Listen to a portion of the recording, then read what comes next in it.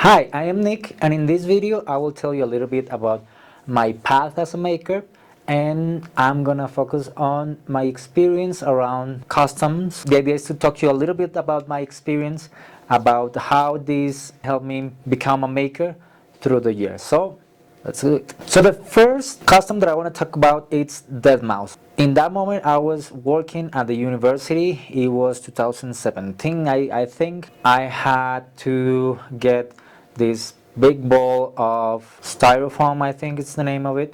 To get the ears, I used cardboard and just put together fabric on top of it. At the end, I just use it for the event in the university. I was working there, so share with the friends, and they also have like cool customs. So that was the experience with that specific one, and I really enjoyed that. I have a visitor here. The other custom that I want to talk about, the theme was Kangaroo Court. So Kangaroo Court, it's a song by Capital Cities. If you don't know it, basically the plot of the song is that there's a zebra, and the zebra is kept out of society in terms of they don't like zebras. He has to transform into a horse, so paint and do things to look like a horse in order to be accepted. And at the end of the video, he dies, basically. So spoiler alert. I wanted to do that. And the easy part was the clothes. So I basically took fancy clothes that I had. I had some fabrics in the shape of a zebra, so I put it here because in the video you can see that it's a zebra in specific places, like below the shirt and the tail, a zebra tail. I don't think I have a photo of that, but I also had the zebra tail. But the complicated part, or the challenging part, was look like a zebra slash horse. So that was a cool process. So first I made a cast out of my face. With that, I start putting some clay to do a shape of the nose. I don't know how to call it properly, but the nose. I think was the first time that I was playing with clay in that sense.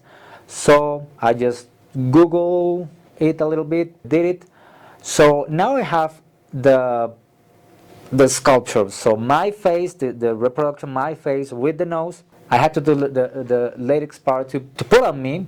So I bought some latex for the skin, of course, and some glue to be able to put it and do the process of putting like a mold and put the latex, and then put some, I think I use cotton in order to have a little bit more consistency. After that, I just put it on.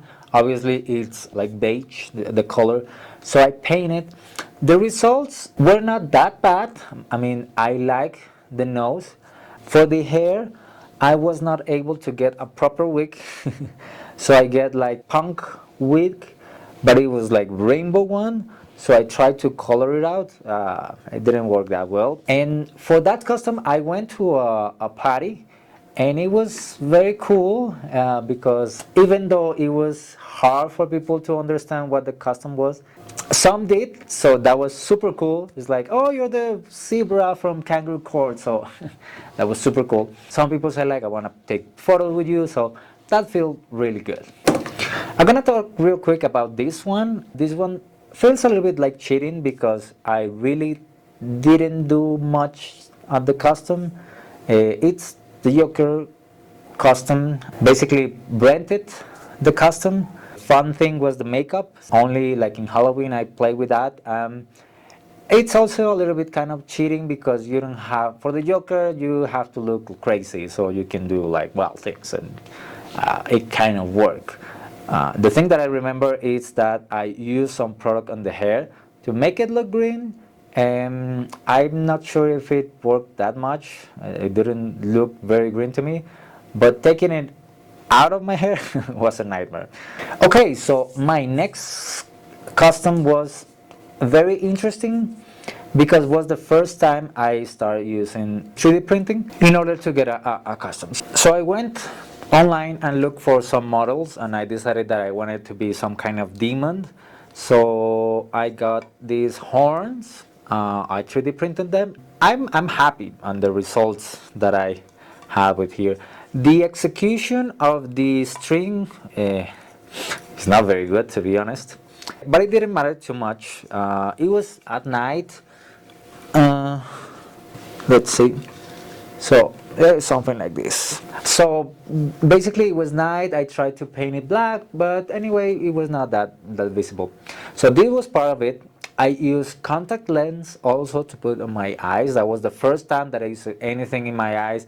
It was so uncomfortable, but at the end it looked so great. And also I wanted to have something like a cane. I find this model of like bird cane. It goes up to here. This is a PVC tube. I just put electrical tape all the way, and in the bottom I put some paper, something like that, to make the point and be able to use it as a cane. So that was the custom. It was really cool. We also went to a place where they have Halloween contest. It was super cool. I enjoyed very, very much. So the next one was Silicon 2022. I was in San Jose, realized they were making Adam Savage Silicon Conference, or it's sort of like a Comic-Con. I had a great time. As I mentioned, it was not planned. Got more into the cosplay way of doing things, and that was super interesting. So I did. This is the result of a workshop that I did there. I didn't know anything about EVA foam. For this specific one, we had the workshop where you take the layers or the sheets of foam and glue them together, and start also doing some techniques to make it look old or used, or like it was part of a battle. So that was very interesting. I happened to do this one, even though I cannot really see anything through it. It was a very cool exercise. Then I went to another workshop. This was done by Sophie Wong. I get to meet her, and it's incredible what she does with flexible 3D printing, or 3D printing in top of fabric. That's super cool. And this was the result of it. So basically it was taking ski goggles and start doing things on top of it, all of it with EVA foam. So this is also EVA foam in the shape of a tube, and the cool thing is that it also has lights. It was an approach that I didn't know about, that opened the possibilities of creating things, not only cosplay, because in cosplay you do props, you do weapons, you do things. So thinking about doing those kind of things with EVA foam, it's super interesting. I didn't know that you could laser cut this thing. These are either laser cut for the shape, or like engrave to give some details. And it's a very interesting approach on layers. So these are 3 layers, for example, of the thickest foam, and then layer after layer to be able to have a complete cyberpunk futuristic mask, I will say. Finally, this year, Halloween custom, I wanted to redo things. So I did the demon, but with a touch.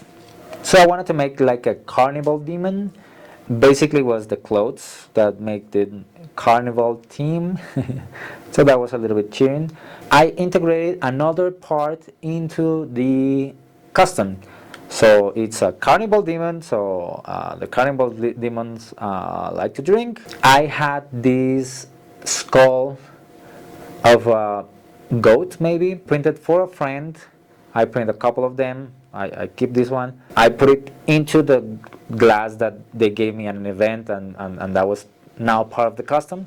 So it was like 5 minutes craft. Okay, so that's been my maker history around making mostly Halloween customs. I want to eventually do more into cosplay, doing props, doing armors, things like that. Those look super cool. Also mixing up electronics, so it's not only look cool, but it have lights, it has movement. That I would love to do that. I will plan because as you can figure it out, I not a big planner in those kind of things, so I want to start planning more. Okay, so this is everything for this video. As I mentioned, I wanted to show my path as a maker. Thank you for staying with me. I plan to do more videos about technology, about my path as a maker, my path as an entrepreneur. Let me know in the comments if you like it, which of my custom you like the most, what suggestions you will have to improve them so I can use that in the near future. So thank you very much and stay tuned.